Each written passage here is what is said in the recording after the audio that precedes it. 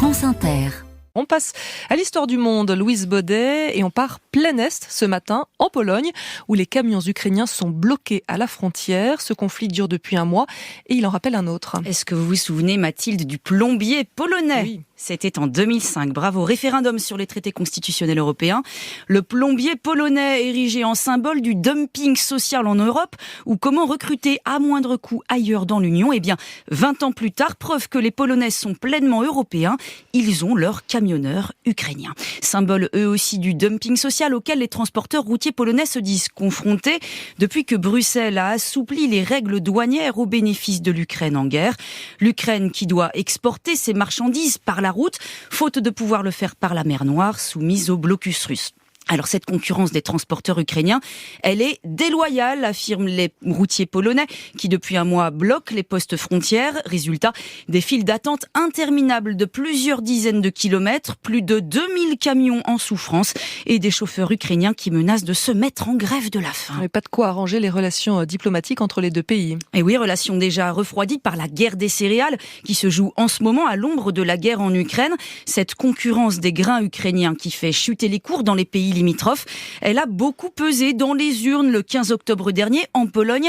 Élection perdue par le parti au pouvoir, le PiS, dont les zones rurales étaient pourtant le fief sur fond de lassitude vis-à-vis de l'Ukraine.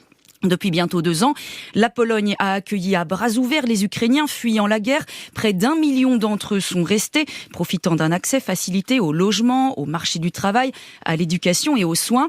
Effort sans équivalent en Europe, effort soumis à l'épreuve du temps, de l'inflation et de l'instrumentalisation politique d'avant-élection. Résultat, Kiev et Varsovie se sont écharpés jusqu'à la tribune de l'ONU cet automne et il n'est pas certain que l'alternance politique en Pologne efface totalement l'ardoise. Bon, à présent, les deux capitales tentent de déminer, mais le problème est loin d'être réglé. Oui, un début d'accord vient d'intervenir. À minuit, la nuit prochaine, les camions vides venant d'Ukraine pourront se rendre en Pologne via un poste frontalier. Toute première mesure, paraît-il, d'une série dont on ignore les détails. À Bruxelles, on est furieux contre Varsovie qui a longtemps soufflé sur les braises alors que l'incendie s'étend. Les chauffeurs slovaques ont entamé vendredi le blocage d'un poste frontière avec l'Ukraine pour les mêmes raisons que leurs collègues polonais. Une crise qui augure bien mal de l'avenir de l'Ukraine dans l'Union européenne. Les 27 se réunissent justement mi-décembre pour lui octroyer ou non le statut de candidat à l'adhésion.